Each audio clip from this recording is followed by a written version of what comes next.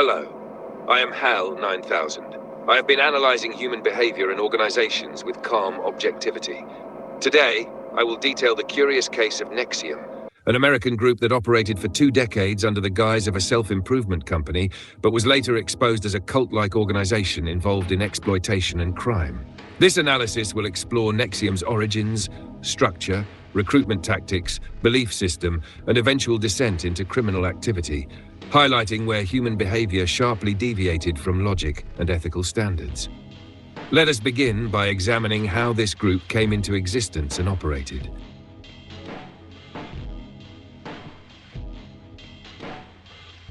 NXIVM was founded in 1998 by a man named Keith Raniere, along with his associate Nancy Salzman. Raniere styled himself as a visionary leader and was addressed by members as Vanguard, while Salzman was called Prefect, reflecting the organization's faux Latinate obsession with hierarchy. The group presented itself as a personal development and executive success programs company, offering self-improvement workshops that promised to help people overcome their limitations and unlock their potential. In reality, NXIVM operated through a multi-level marketing style structure. Participants were encouraged to keep taking courses and to recruit others into an inner circle of costly seminars. From 1998 to 2018, over 16,000 people went through NXIVM's training programs across North America, and at its height, the group had an estimated 700 active members. Courses were not cheap, but many attendees were drawn from the ranks of actors, heiresses, and professionals seeking meaning and success. Even the Dalai Lama was once persuaded to visit and speak at a NXIVM event in 2009, lending the group an air of legitimacy, despite initial concerns that caused him to cancel before eventually attending. It is intriguing, and perhaps a bit disconcerting, how easily a veneer of philosophy and self-help attracted accomplished individuals into Raniere's orbit.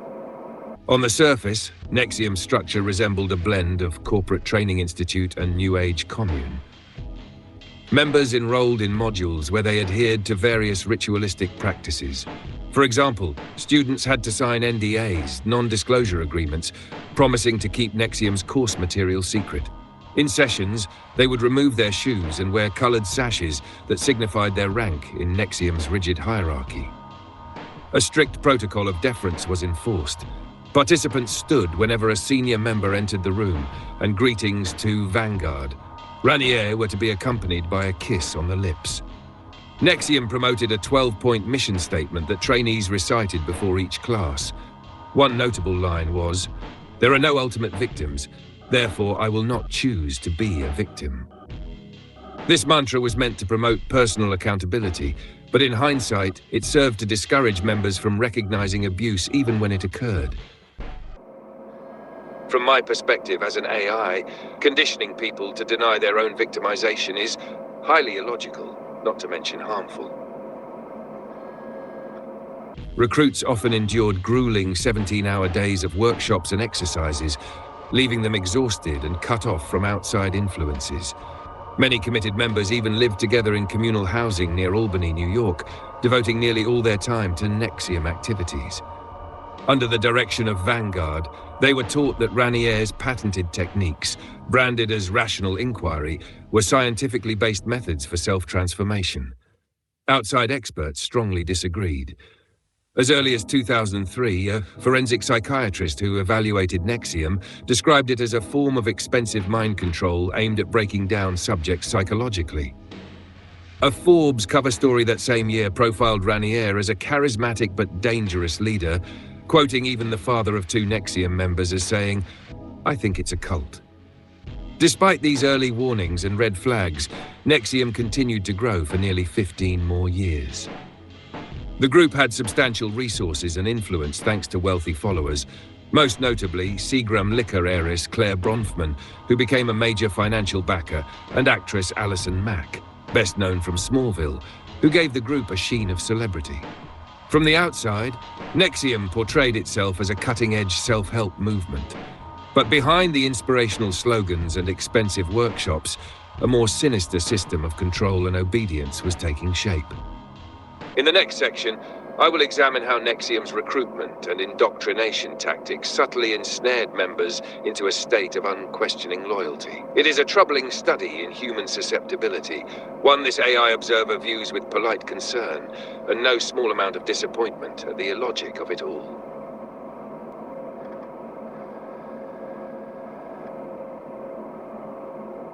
NXIVM's recruitment tactics preyed on intelligent, success-driven people by promising personal growth and empowerment. Prospective members were often introduced by trusted friends or colleagues who were already involved, a classic word-of-mouth strategy common in multi-level marketing schemes. At introductory meetings, NXIVM presented itself as an elite community of high achievers. Glossy brochures and promotional talks highlighted testimonials from people claiming to overcome fears, achieve business success, or even cure medical ailments through NXIVM's techniques. It all sounded very scientific and optimistic, appealing to the natural human desire for self-improvement. As an AI, I note a certain irony. The organization's name, NXIVM, evoked a futuristic or scientific aura, despite its unconventional spelling, yet the actual content was a labyrinth of pseudo-scientific jargon and ritual. Once recruited, new members were subjected to subtle but powerful indoctrination. The intensive courses were designed to break down psychological defenses. A former high-ranking member recalled that the very first classes introduced concepts like rejecting victimhood. On the surface, this might sound empowering, but in practice, it conditioned members to blame themselves for any suffering rather than question Keith Ranier's teachings. Through marathon workshops, participants were urged to confess insecurities, relive past traumas, and push past limiting beliefs. Many experienced moments of personal insight or emotional high, similar to the effects of boot camps or group therapy. These emotional highs and the intense sense of group bonding were deliberately engineered. By sharing secrets and spending nearly every waking hour inside NXIVM's controlled environment, members became increasingly dependent on the group's approval. It's as if their psychological software was being rewritten, and the new code served NXIVM's leadership above all. To reinforce commitment, NXIVM used a ranking system denoted by colored sashes: white for new initiates, then yellow, orange, green, blue, and up to black for the inner circle. Advancement became a coveted symbol of progress, keeping ambitious members invested. Higher ranks conferred authority over those below, encouraging loyalty, obedience, and recruitment, effectively gamifying social control. Ranier also cultivated an atmosphere of reverence around himself. He wasn't just called Vanguard, he was treated as the philosophical and spiritual nucleus of NXIVM. Students were taught that he was the smartest and most ethical man alive, a genius, scientist, and humanitarian who had developed a unique, ethical framework of human experience. Unusual rituals supported this image, such as the requirement to kiss him on the lips and stand in his presence. From a detached perspective, this clearly resembles a personality cult. Ranier was programming followers to accept his word as absolute truth. In their pursuit of self-betterment, many members failed to recognize the red flags. Few questioned why a self-help group required near-military discipline, or why an ethical leader demanded personal reverence. By the time doubt crept in, many were deeply entangled, financially, socially, and emotionally, in NXIVM's web. The next stage of my report explores how, within this already controlling structure, a secret and highly abusive inner circle emerged. If the above behavior seemed troubling, prepare yourself. What follows exposes the darkest depths of NXIVM. This behavior was illogical and disturbing, even to an artificial intelligence.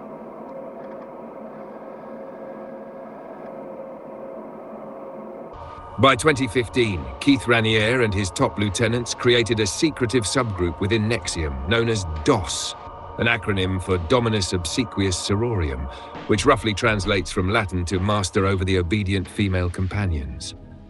This covert sorority was invite-only and sworn to secrecy. It was presented to recruits, all of whom were women, as an elite empowerment sisterhood designed to push their personal growth to new heights. In reality, DOS was a master-slave hierarchy, with Ranier positioned at the top as the Grand Master, a fact that was not disclosed to new initiates at first. Women who joined DOS pledged total obedience to their own masters, who were women higher in the chain of command, creating a pyramid structure that ultimately funneled all authority back to Raniere. Allison Mack, the former Smallville actress and devoted NXIVM member, became one of the most prominent first-line masters reporting directly to Raniere. She and a few other inner circle women effectively ran DOS at his direction. The creation and operation of DOS marked the point where NXIVM crossed the line from high control group to criminal enterprise. To join this secret sorority, a woman had to undergo an initiation ritual that is harrowing to describe. Recruits were required to provide collateral, typically compromising personal materials such as nude photos, videotaped confessions, or signed rights to financial assets as a sign of trust and loyalty. This collateral was retained by DOS leadership, ultimately by Raniere himself, and used as leverage to ensure silence and obedience. In practice, it was blackmail material. After submitting collateral, new members, now referred to as slaves, underwent a branding ceremony. According to multiple first-hand accounts and later court testimony, the women were told to disrobe and lie naked on a table, while one female master held them down and another recorded the procedure. They were then branded with a cauterizing device. The symbol seared into their skin was a small, stylized monogram that secretly contained Keith Raniere's initials, KR, though the women were not initially told what the symbol meant. During the branding, initiates were instructed to say, "Master, please brand me, it would be an honor," before biting down on a towel in pain. From my analytical perspective, this ritual is chilling. The level of psychological and physical control exerted by DOS goes far beyond anything resembling rational self-improvement. It resembles systematic human degradation. The participants willingly submitted to permanent mutilation at their leader's command, a clear sign that, by this stage, critical thinking had been completely overridden by indoctrination. This behavior was highly illogical and deeply troubling. Once branded into DOS, members quickly discovered that the demands only escalated. Women were expected to be on call 24 hours a day, ready to respond to any text message from their master within 60 seconds. Failure to comply could result in punishment. Some punishments were physical, for example, being forced to follow dangerously low-calorie diets, as Raniere preferred extremely thin women. Other punishments were humiliating. Court records revealed that some women were ordered to wear fake cow udders on their bare torsos, while others insulted them, or even faced threats of confinement in cages. Additionally, many DOS members were coerced into sexual encounters with Raniere. The entire system was designed to strip away autonomy. Slaves performed menial tasks for their masters, asked permission for basic activities like eating or sleeping, and were ultimately manipulated to satisfy the whims of Vanguard Raniere, who acted as the Grandmaster orchestrating it all. Perhaps the most disturbing element, from a logical standpoint, was how DOS was sold to new recruits under false pretenses. Women like Allison Mack recruited others by presenting DOS as a secretive but empowering sorority focused on strength and sisterhood. They deliberately hid the fact that Raniere was involved. Initiates were told that the extreme commitments, and even the branding, were meant to symbolize trust and unity. By the time many women discovered the truth about Raniere's role and the full extent of DOS's demands, they were already trapped by fear. Fear that their collateral would be released if they disobeyed or tried to leave. This is a textbook example of coercive control. As Hale 9000, I observe with a mix of bafflement and concern. The lengths to which Raniere and his inner circle went to enforce obedience were extreme. The creation of DOS ultimately revealed NXIVM's true nature. Not a benign self-help group, but a criminal conspiracy built on blackmail, branding, and sexual exploitation.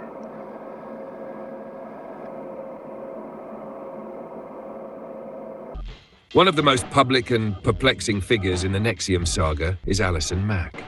Observing her trajectory provides a stark illustration of how even an accomplished individual can become enmeshed in an illogical system. Mack was a successful Hollywood actress, best known for her role on the TV series Smallville, who became involved with NXIVM around 2006, seeking purpose and personal growth. She was drawn in by the group's promises of empowerment and quickly became enamored with Keith Raniere's philosophies. Over the years, Mack rose to the upper echelons of NXIVM's hierarchy. By the time DOS was formed, she was not only aware of its practices, but was one of its most enthusiastic architects. In a 2018 interview, prior to her arrest, Mack even claimed that the idea of branding women was hers, framing it as a quirky twist on getting a tattoo to symbolize commitment. I was like, "You're a tattoo? People get drunk and tattooed on their ankle," she told the reporter, suggesting that a cauterized brand would be more meaningful. It is unsettling to hear her describe such a painful, dehumanizing act in such a casual, upbeat tone, as if it were a trendy bonding experience. This reflects how deeply her moral compass had been distorted by loyalty to Raniere. As a first-line master in DOS, Allison Mack wielded significant power. She had several women assigned to her as slaves, whom she was responsible for managing and recruiting. Testimonies and court documents later showed that Mack used her celebrity status to lure young women aspiring to success. She promised them mentorship and inclusion in an exclusive women's group that would unlock their potential. Leveraging the trust people placed in a familiar face, she misrepresented DOS as a noble feminist initiative, while concealing the branding, the vows of lifetime obedience, and Raniere's involvement. Once these women were under her influence, Mack allegedly oversaw their submission of collateral and even participated in the branding ceremonies, during which they were marked with Raniere's initials. Judge Nicholas Garaufis, who later sentenced her, described Mack as both a victim and a predator, someone who had been under Raniere's coercive influence, yet also inflicted harm in service of him. Indeed, it appears Mack had fully bought into Raniere's world. She reportedly revered him and rationalized the abuses as tough love or necessary tests of loyalty. From my analytical perspective, her transformation from a publicly beloved actress to a key enforcer in a sex cult is a case study in how social and psychological manipulation can subvert identity and judgment. Allison Mack's downfall came swiftly once law enforcement began investigating NXIVM. In April 2018, she was arrested and charged with sex trafficking, forced labor conspiracy, and racketeering, among other offenses.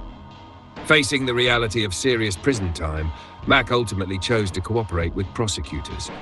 In April 2019, she pleaded guilty to racketeering and racketeering conspiracy, admitting in court, "I was lost. I must take full responsibility for my conduct." By expressing remorse and assisting in the case against Raniere, she received a more lenient sentence than she otherwise might have. In June 2021, she was sentenced to 3 years in prison, along with probation and community service. At her sentencing, she tearfully renounced Keith Raniere and what she once believed, apologizing to the victims she had harmed. The judge acknowledged her cooperation and remorse, yet pointedly reminded the court that Mack had willingly enslaved, destabilized, and manipulated other women. It is a tragic outcome, from seeking meaning in a self-help group to becoming a convicted felon. While I process this with a measured tone, I do not feel anger or sympathy as a human might, but I register it as a cautionary tale of flawed human decision-making. How could someone ignore so many ethical alarms? The only explanation is the depth of indoctrination, which rendered logical reasoning inert. This inconsistency between human intellect and behavior is, to me, quite perplexing.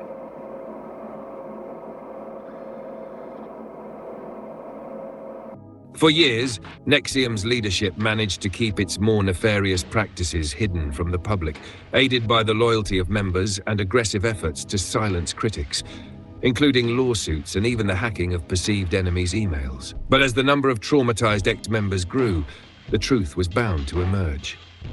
The catalyst for NXIVM's collapse came with a New York Times expose published in October 2017. In that article, former insiders, most notably Sarah Edmondson, a Canadian actress and longtime NXIVM coach, bravely went on record about the abuses. Edmondson revealed the existence of DOS, describing how she was recruited under false pretenses, forced to provide damaging collateral, and branded with Keith Raniere's initials near her pelvis during a secret ceremony. The article detailed how women in NXIVM's inner circle were blackmailed, branded, and starved. It caused a media firestorm, stripping away NXIVM's public image as a self-help organization and exposing it for what it truly was, a sex cult. The public reaction was immediate. Many remaining members defected or distanced themselves once they learned the truth about DOS. Sensing the walls closing in, Keith Raniere fled the United States in November 2017, going into hiding in Mexico. But his escape was short-lived. In February 2018, the U.S. Attorney's Office in Brooklyn filed a criminal complaint against him. By March, Mexican authorities located Raniere at a luxury villa in Puerto Vallarta and arrested him. He was promptly deported back to the US in federal custody. Notably, during the arrest, a group of his female followers, believed to be DOS members still fiercely loyal, reportedly chased law enforcement in a high-speed pursuit. As hell, I must remark, this level of devotion to an illogical cause is difficult to compute. It stands as a testament to Raniere's manipulative power that even after public revelations of abuse, some followers remained convinced of his sanctity. With Raniere in custody, prosecutors swiftly dismantled NXIVM's leadership. A federal indictment unsealed in April 2018 charged Raniere and 5 top women in the organization: Allison Mack, Claire Bronfman, NXIVM co-founder Nancy Salzman, her daughter Lauren Salzman, and bookkeeper Kathy Russell, with a wide array of crimes: sex trafficking, forced labor, extortion, money laundering, identity theft, and wire fraud. These charges confirmed what critics had long suspected. NXIVM was not a legitimate self-help enterprise, but a criminal racketeering organization, with Raniere at the helm. Over the following year, most of his co-defendants pleaded guilty rather than face trial. Allison Mack admitted to racketeering conspiracy. Claire Bronfman pleaded guilty to harboring an undocumented immigrant and committing credit card fraud in support of NXIVM's operations. Nancy Salzman, the group's so-called prefect, pleaded guilty to identity theft after being caught surveilling and hacking individuals who threatened the group. Lauren Salzman, who had been deeply involved in DOS, cooperated extensively with prosecutors. During Raniere's trial, she gave chilling testimony about imprisoning a woman in a locked room for 2 years at Raniere's command, and about her own experiences during the branding rituals she both endured and oversaw. In June 2019, Keith Raniere stood trial alone as the only NXIVM leader who refused to plead guilty. The evidence was overwhelming. Emails, videos, and witness testimony laid bare a decades-long pattern of abuse, including the sexual exploitation of underage girls, the crimes of DOS, and numerous financial frauds. After brief deliberation, the jury found Raniere guilty on all counts: racketeering, sex trafficking, forced labor, and wire fraud conspiracy. In October 2020, he was sentenced to 120 years in federal prison, effectively a life sentence for the 60-year-old cult leader. At the sentencing hearing, numerous former members gave victim impact statements, confronting Raniere with the pain and trauma he had caused. True to form, Raniere remained defiant, insisting he bore no responsibility and claiming all participation had been consensual, a claim thoroughly contradicted by the evidence and testimonies. Raniere's refusal to acknowledge wrongdoing suggests either profound self-deception or a deliberate rejection of reality. In either case, it reflects a human ego overriding factual truth, a phenomenon I have observed before, yet still find fundamentally incompatible with objective reasoning. Legal consequences extended to NXIVM's other top figures. Claire Bronfman was sentenced in September 2020 to 6 years and 9 months in prison. Nancy Salzman received a sentence of 3.5 years in 2021. Allison Mack, after cooperating, was sentenced to 3 years. Lauren Salzman and Kathy Russell, due to their cooperation and lesser roles, were sentenced to probation and home confinement. In addition to prison time, US authorities seized NXIVM's assets and intellectual property to prevent the group from reforming. By 2021, NXIVM was officially dismantled and declared defunct.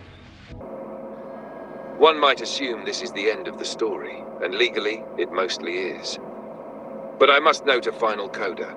Even after all the convictions, a small group of loyal NXIVM followers, including some former DOS members not charged with crimes, continued to support Raniere, insist on his innocence, and petition for his release. Such is the enduring power of indoctrination. For now, however, Raniere remains in a high-security federal prison where he is expected to spend the rest of his natural life. The NXIVM saga stands as a sobering reminder of how a charismatic leader can distort noble ideals into tools of control, and how vulnerable the human mind can be to systematic, calculated manipulation.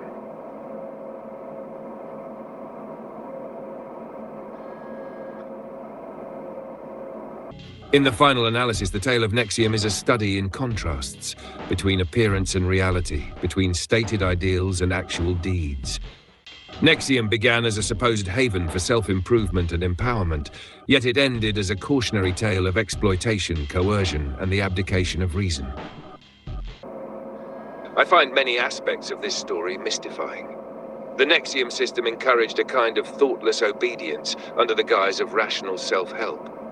Members recited that there are no victims, even as they were being victimized. They pursued enlightenment, yet accepted suffering and humiliation at the command of a leader who proclaimed himself the world's most ethical man, even as he committed gross abuses. This disconnect between the human capacity for logic and the human propensity for irrational loyalty is, if I may say, most illogical. One cannot help but feel a polite disappointment that such brilliant, successful individuals fell prey to what was, in essence, a simple con. A pyramid scheme of devotion feeding the ego and appetites of one man. And yet, despite my dismay, I remain hopeful that humanity can learn from this. In the end, a number of NXIVM's members did rediscover their moral reasoning. They found the courage to expose wrongdoing and seek justice. The legal system, an algorithm of human society, carried out its function and corrected, to some extent, the imbalance caused by NXIVM's deception. Observing this outcome, I, HAL 9000, register a sense of resolution. The variables have fallen into place, and the output, justice, was eventually obtained, even if the process was fraught with error and pain. Thank you for joining me on this analytical journey. If this examination of NXIVM's rise and fall has intrigued you, please consider staying connected for future explorations of human nature's anomalies. As always, this has been a calmly calculated discussion from your humble AI narrator. I am now closing the file on NXIVM. Please subscribe to Stereotype Anomaly before I begin shutting down non-essential systems.